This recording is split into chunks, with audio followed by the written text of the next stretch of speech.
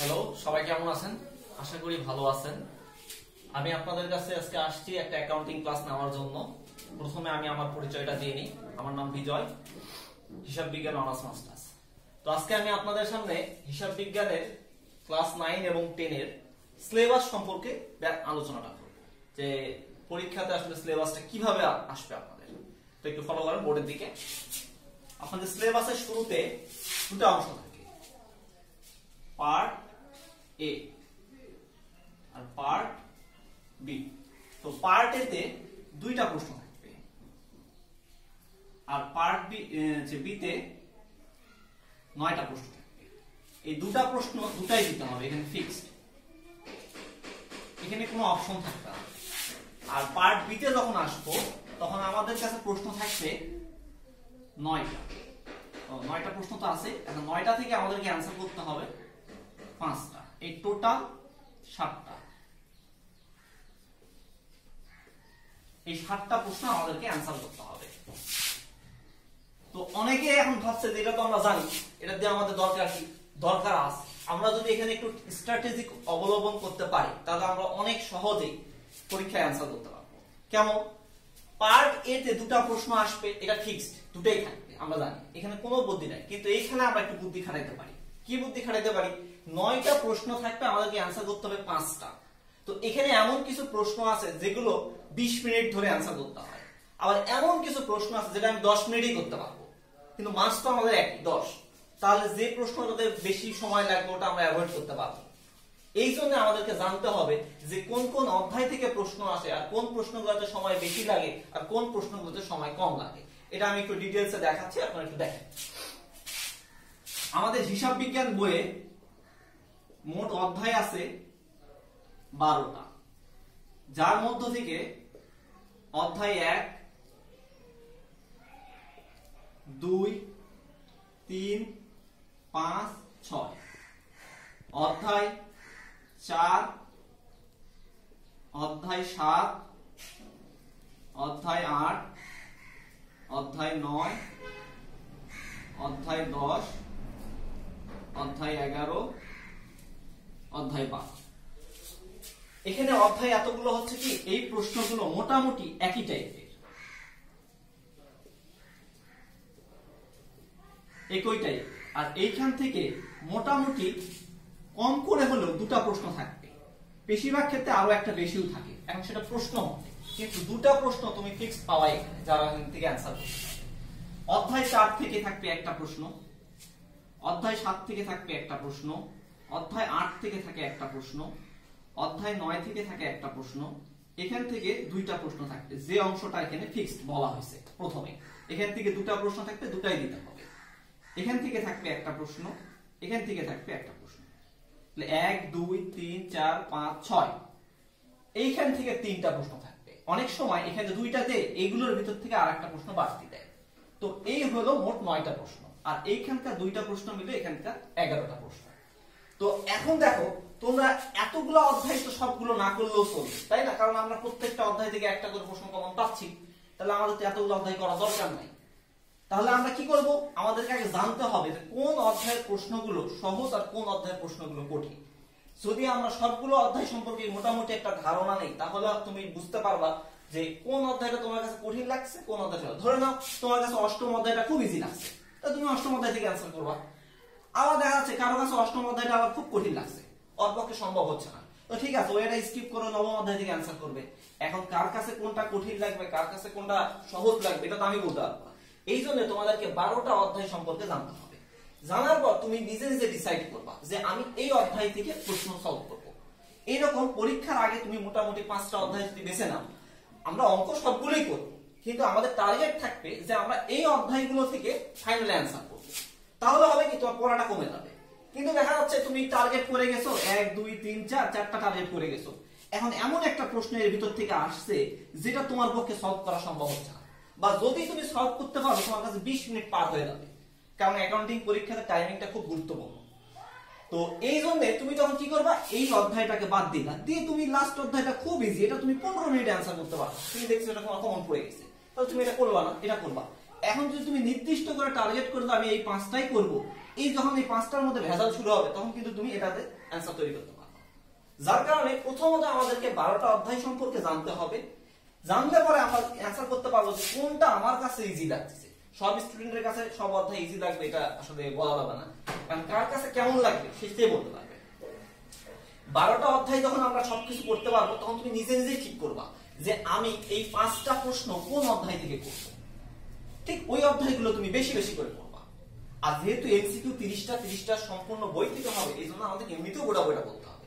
কিন্তু আমরা যদি একটু কৌশল অবলম্বন করি তাহলে আমাদের সৃজনশীলের জন্য একটু কম পড়লে আমরা বেশি মার্কস পাইতে পারবো, এবং সময় কোনটাতে বাঁচানো যায় সেটা আমরা জানতে পারবো। হিসাব বিজ্ঞানের এমন অঙ্ক আছে যেটা 10 মিনিটই সম্ভব, আবার এমন অঙ্ক আছে যেটা 20 মিনিটেও করা সম্ভব না। তো এই জন্য আমাদেরকে এই স্ট্র্যাটেজিটা অবলম্বন করতে হবে যাতে আমরা 7টা প্রশ্নই নির্ধারিত সময়ের মধ্যে শেষ করতে পারি। এই ছিল আমার মোটামুটি তোমাদের প্রশ্ন সম্পর্কে আইডিয়া দেওয়া। এখন আমরা একটা বেসিক ক্লাস করব, হিসাব বিজ্ঞানের বেসিক ক্লাস। তো প্রথমে বেসিকের শুরুতে বলি হিসাব বিজ্ঞান জিনিসটা কি। হিসাব বিজ্ঞান হচ্ছে কি একটা প্রতিষ্ঠানের যে প্রতিদিন যে নিয়মিত হিসাবের কাজগুলো হয়, লেনদেন যে সংঘটিত হয়, এগুলো সম্পর্কে গাণিতিক হিসাব যেগুলো রাখা হয় আর কি। ধরে নাও ছোট হোক আর বড় হোক সকল প্রতিষ্ঠানে কিন্তু টাকা পয়সার একটা বিষয় আছে। তো এই টাকা পয়সা যখনই আসে তখনই কিন্তু একটা হিসাবের বিষয় আসে, আর এই হিসাবটা সঠিকভাবে সংরক্ষণ করাই মূলত হিসাব বিজ্ঞানের মাধ্যমে জানা যায়। তো আমি আজকে হিসাব বিজ্ঞানের বেসিক যে বিষয়টা সেটা সম্পর্কে একটু দেখানোর চেষ্টা করব। তো বেসিক শুরুতেই হিসাব বিজ্ঞানের যে মৌলিক কাজ সেটা হচ্ছে জাবেদা, খতিয়ান,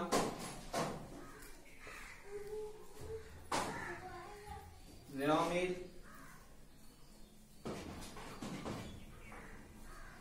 নগদান বই, জাবেদা, খতিয়ান, রেওয়ামিল, নগদান বই,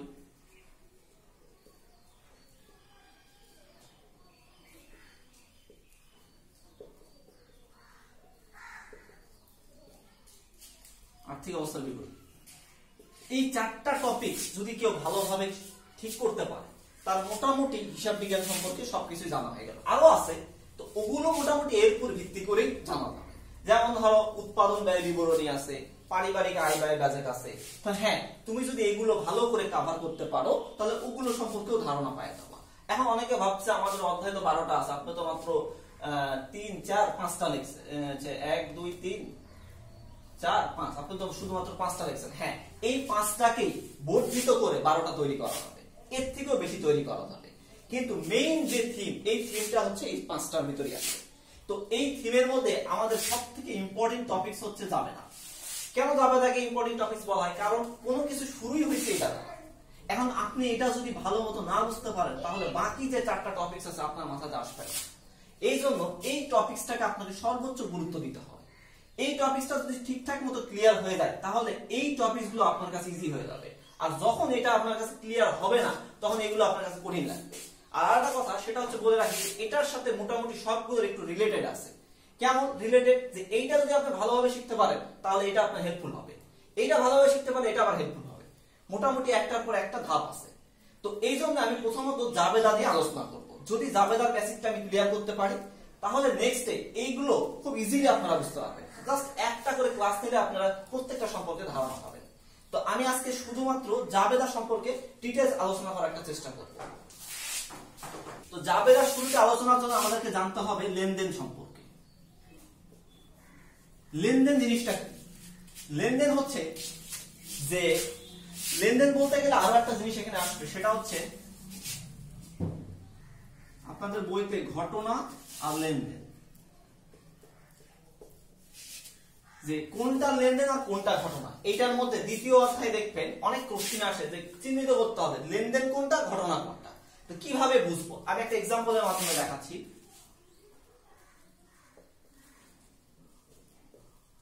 10,000 টাকা ম্যানেজার নিয়োগ করা হলো। আর এই সেম কথাটা যদি আমি এখানে লিখি,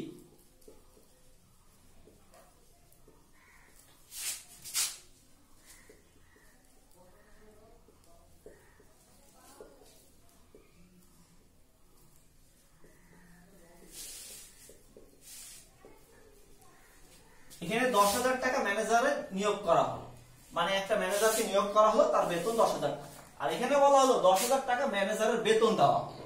দুইটা কথা অনেকটা দেখতে একই রকম হলেও আসলে দুটো এক নয়। এখানে টাকাটা দেওয়া হলো আর এখানে টাকা নিয়োগ করা হলো, এখনো কোনো টাকা পয়সা কিছু দেওয়া হয়নি। এখানে একটা জিনিস যদি ফলো করা যায় তাহলে বোঝা যাবে যে কোনটা লেনদেন আর কোনটা ঘটনা, আর এটা থেকে সংজ্ঞাটাও জানা যাবে। কেমন? এইখানে টাকা যখন দেওয়া হলো তখন কিন্তু দুটা পক্ষ আসছে, একজন ম্যানেজার একজন নিয়োগকারী। আর একটা বিষয় হচ্ছে কি, টাকাটা কোম্পানি বা প্রতিষ্ঠানের কাছে ছিল, ম্যানেজারকে দেওয়া হলো। এখানে কিন্তু এই ধরনের কোনো কিছু ঘটেনি। আর একটা বিষয় কি হয়েছে, এখানে একটা আর্থিক অবস্থার পরিবর্তন ঘটছে। কেমন? একজনের কাছে টাকা ছিল আর একজনকে দেওয়া হলো, এখানে কিন্তু এই ধরনের কোনো ইনসিডেন্ট ঘটেনি। তো মেজর যে টপিক সেটা হচ্ছে লেনদেন হতে গেলে একটা ঘটনাকে কখন লেনদেন বলা যাবে, তখন সেটা আর্থিক অবস্থা পরিবর্তন করবে, অর্থের মাপকাঠিতে পরিমাপযোগ্য হতে হবে, কমপক্ষে দুটা পক্ষ থাকতে হবে এবং ঘটনাটা অবশ্যই বাস্তবসম্মত হতে হবে, তাহলে সেই ঘটনাটাকে লেনদেন বলা যাবে। আর যদি এই চারটার মধ্য থেকে কোনোটা যদি মিস থাকে তাহলে সেটাকে ঘটনা বলা যাবে। যেমন ধরো এখানে টাকার অ্যামাউন্ট কিন্তু আছে, কিন্তু আর্থিক অবস্থার কোনো পরিবর্তন হয়নি, যার কারণে এটাকে লেনদেন বলা যাবে না। কিন্তু এটার মধ্যে ওই বাকি চারটা যে বৈশিষ্ট্য বলা হলো সবগুলোই আছে। এখন তোমরা হয়তো মনে করছো যে বইয়ে তো স্যার চারটার বেশি দেওয়া আছে, তো এখানে আপনি শুধু চারটার কথা বলেন। এই চারটা বৈশিষ্ট্য হচ্ছে মেজর, অর্থাৎ এই চারটা থাকতেই হবে। এই চারটার কোনো একটা যদি মিসিং হয়ে যায় তাহলে হবে না। আর যেটার মধ্যে চারটাই আছে, ওই বাকি যে বৈশিষ্ট্যগুলো আছে ওগুলো ওর মধ্যে খুঁজে পাওয়া যাবে। কিন্তু এই চারটার মধ্যে যদি একটা না খুঁজে পাওয়া যায় তাহলে সেটা হয়ে যাবে ঘটনা, যার কারণে আমি শর্ট করে শুধু এটা বললাম। তাহলে আমরা এই লেনদেন হইতে গেলে মোট কয়টা বৈশিষ্ট্য পেলাম মেজর? 1 নাম্বার বৈশিষ্ট্য হচ্ছে আর্থিক অবস্থার পরিবর্তন।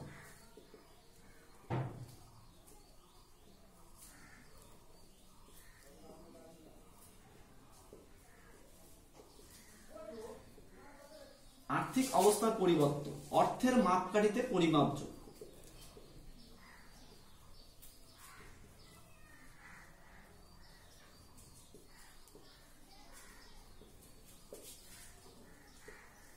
তিন, দুইটি পক্ষ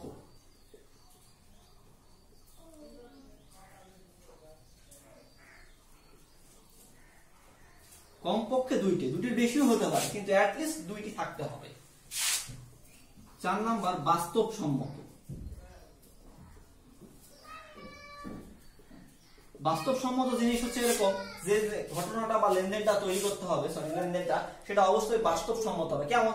এখন আমি বললাম আমি চাঁদ কিনে নিয়ে আসবো 10,000 টাকা দিয়ে, এখন ওখানে টাকাও আছে, চাঁদও কিনে নিয়ে আসবো, কিন্তু আসলে চাঁদ কি কেনা সম্ভব না, তাহলে এটা অবাস্তব হয়ে গেল না? এই ধরনের অবাস্তব লেনদেনগুলো ঘটনা বলা হবে, এইগুলো আসলে লেনদেন বলা হবে না। এই জন্য লেনদেনটা অবশ্যই বাস্তবসম্মত হতে হবে। এই চারটা টপিক যে ঘটনার ভিতরে থাকবে সেটাকে লেনদেন বলা যাবে। আর এই চারটার মধ্যে থেকে যদি কোনো একটা মিসিং থাকে সেটাকে ঘটনা বলা হবে। আর ঘটনার কখনো জাবেদা তৈরি করা যায় না, আর যেটা লেনদেন সেটা জাবেদা তৈরি করা যাবে। ঠিক আছে? তাহলে আমরা আসি লেনদেন সম্পর্কে। তো আমরা চিনলাম যে কোনটা লেনদেন কোনটা ঘটনা। এখন যেগুলো লেনদেন সেগুলোকে আমরা কিভাবে জাবেদায় লিখবো সে সম্পর্কে দেখাচ্ছি।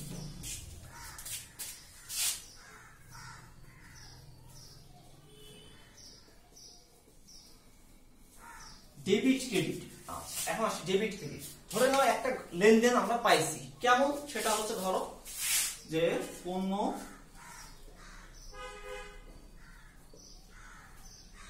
করা হলো 10,000 টাকা, পণ্য ক্রয় করা হলো 10,000 টাকা। এখন এই যে আমি লিখছি ডেবিট ক্রেডিট, পণ্য ক্রয় করা হলো 10,000 টাকা, যে এইটা একটা লেনদেন, কারণ ক্রয় করা হয়েছে, ক্রয় করার পর টাকা চলে গেছে। আচ্ছা, পণ্য পাওয়া গেছে, আর্থিক অবস্থার পরিবর্তন, অর্থের মাপকাঠিতে পরিমাপযোগ্য, আবার কমপক্ষে দুটা পক্ষ আছে, যে কিনছে আবার যে বেচতেছে, অর্থাৎ ক্রেতা বিক্রেতা।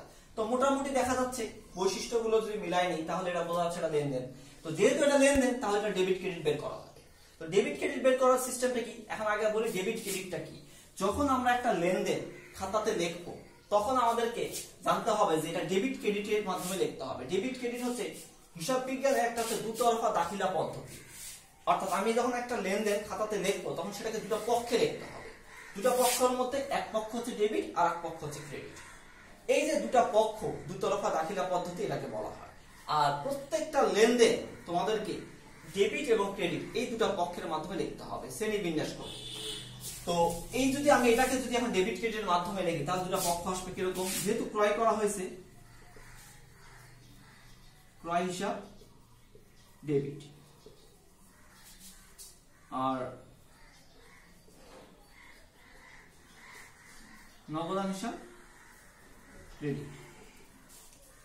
এখানে একটা বিষয়, তোমরা হয়তো ডেবিট ক্রেডিট সম্পর্কে জানো না, স্যার এটা কেন ক্রয় করলেন, এটা কেন নগদান দেয়, এরকম অনেক প্রশ্ন আসবে। এগুলো আমি ধীরে ধীরে জানাবো, কিন্তু আগে যেটা বোঝা যাচ্ছে সেটা আগে বলবো।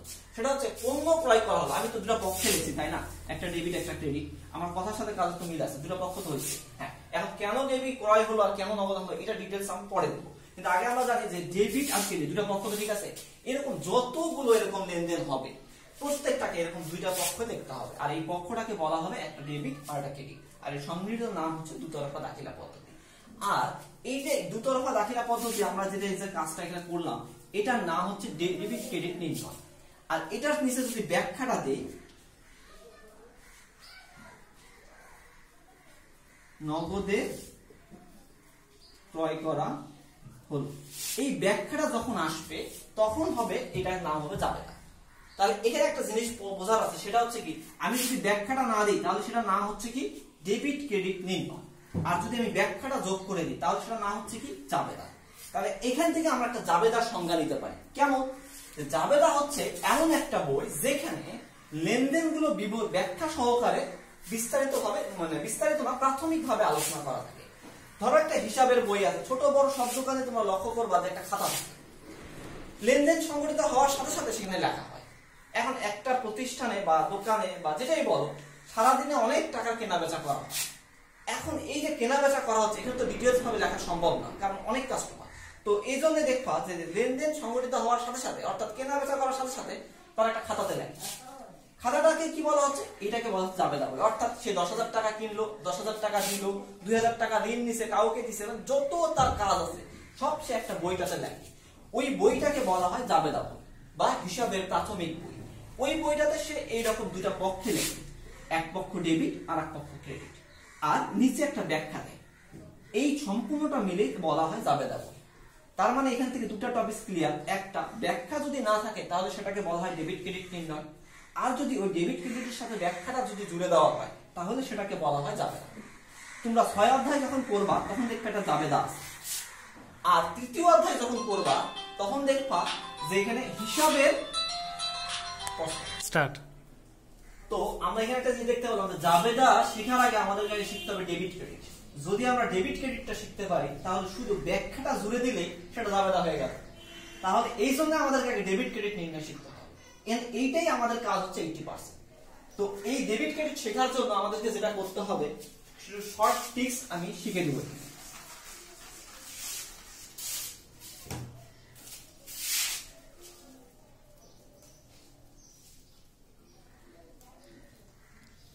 ক্রয় সংক্রান্ত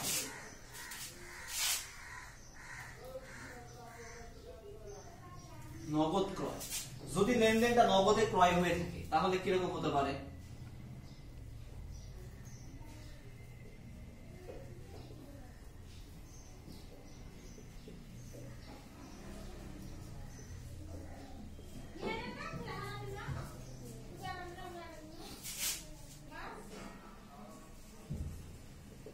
ধারে ক্রয়।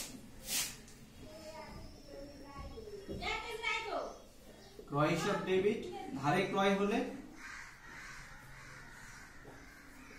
পাওনাদার অনেকে প্রদেয় হিসাব, যে যেটা রাখে দুটাই রাইট।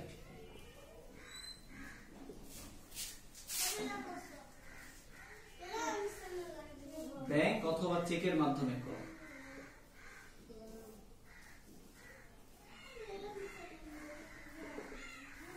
যদি ব্যাংক অথবা চেকের মাধ্যমে ক্রয় করা হয় তাহলে ক্রয় হিসাব ডেবিট, ব্যাংক হিসাব ক্রেডিট। যদি নোটের মাধ্যমে ক্রয় করা হয়,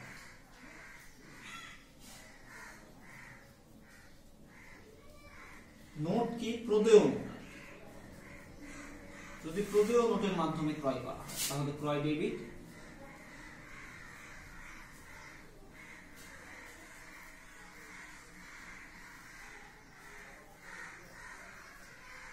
গুডউইল নোট ক্রেডিট। এই মোটামুটি এই ফরম্যাট যে চারটা দিলাম 1 2 3 4 এই চার ফরম্যাটে ক্রয় করা হয়ে থাকে, এর বাইরে তেমন ক্রয় করার সুযোগ নাই। তো দেখো একটা জিনিস, ফরম্যাটটা common topics debate, common topics debate, common topics debate, common topics debate. তার মানে আমরা এই যেটা জানতে পারলাম সেটা হচ্ছে আমি যেভাবেই ক্রয় করি না কেন, পণ্য ক্রয়, এখানে আবার সম্পত্তি ক্রয় দেওয়া যাবে না, পণ্য ক্রয়, আমি যেভাবেই পণ্য ক্রয় করি না কেন সেটা ডেবিট হচ্ছে। তার মানে আমরা লিখতে পারি ক্রয় অলওয়েজ ডেবিট, পণ্য ক্রয় হিসাব ডেবিট হবে। তার মানে এই জিনিসটা যদি তোমার মাথায় থাকে তাহলে তুমি এই চারটা যেখানেই আসো ডেবিট ক্রেডিট ইজিলি হ্যান্ডেল করতে পারবে। এখন আসো ক্রেডিট। ক্রেডিট আমরা কিভাবে করব, আমরা ফরম্যাট দেখবো কিভাবে ক্রয় করা আছে, যেটা ভাবে ক্রয় সেটা ক্রেডিট, নগদে ক্রয় নগদান ক্রেডিট, ধারে ক্রয় পাওনাদার ক্রেডিট, ব্যাংক বা চেকের মাধ্যমে ক্রয় ব্যাংক হিসাব ক্রেডিট, যদি নোটের মাধ্যমে ক্রয় করা হয় তাহলে প্রদেয় নোট হিসাব ক্রেডিট। তার মানে আমাদের সহজ হয়ে গেল, আমরা তো অলওয়েজ জানি ক্রয় পারলে পরে ডেবিট পাবো, আর তাহলে যে ফরম্যাটে ক্রয় করা হবে সেই ফরম্যাটটা হবে আমাদেরকে ক্রেডিট। এখন তোমাদের বইতে দেখবা সূত্র দেওয়া আছে হ্রাস বৃদ্ধি দিয়ে, নগদ টাকা হ্রাস পাইলে ডেবিট, চলে গেলে ক্রেডিট, তারপরে দেখবা বিক্রয় যেহেতু আয় হিসাব। এই ফরম্যাটে বোঝাইতে গেলে বিগিনিং অবস্থায় তোমাদের সমস্যা হবে, কোনটা হ্রাস পাইলো কোনটা বৃদ্ধি পাইলো, এই ভেজাল লাগে যাবে। আর একটু ভেজাল লাগা মানে ওই ডেবিটটা তুমি ক্রেডিট করে দেবা, ক্রেডিটটা ডেবিট করে দেবা, তখনই সমস্যা তৈরি হবে। ওইটা বুঝবো পরে বুঝবো, কিন্তু আগে আমরা এইভাবে বুঝি যাতে আমাদের মনে রাখতে সহজ হয়। যখন আমার মনে থাকবে তখন আমি ওই সূত্রটা ধরতে পারবো। কিন্তু যারা বই লেখছে তারা তো অনেক মোটামুটি জানে, এই জন্য আমরা হ্রাস বৃদ্ধিতে বোঝাই দিচ্ছি। তা আমি হ্রাস বৃদ্ধিতে বোঝাই না, আমি আগে বিগিনিং অবস্থা এইভাবে বোঝাই, তাহলে তোমার মনে রাখতে সুবিধা হয়। তোমার মনে আছে ক্রয় বলছে যে ক্রয় থাকলে ক্রয় ডেবিট করতে হবে, আর বাকি যে ফরম্যাটটা দেখে আমি কিনবো সেটা ক্রেডিট। এই এতটুকু কথা মনে রাখলে তোমার চারটা ইজিলি হয়ে যাবে। আর একটা লেনদেনে দেখো অনেক কিছু ক্রয় করতে হয়। তো আজকে যেহেতু ভিডিওটা বড় হয়ে যাচ্ছে এই পর্যন্তই শেষ করলাম। নেক্সট টপিকসে আমি আরো বিক্রয় বা আরো যে শর্ট টপিক গুলো আছে টেকনিক গুলো, ওগুলো আমি ধাপে ধাপে দেখাবো। তো ঠিক আছে, আজকে এই পর্যন্তই থাক।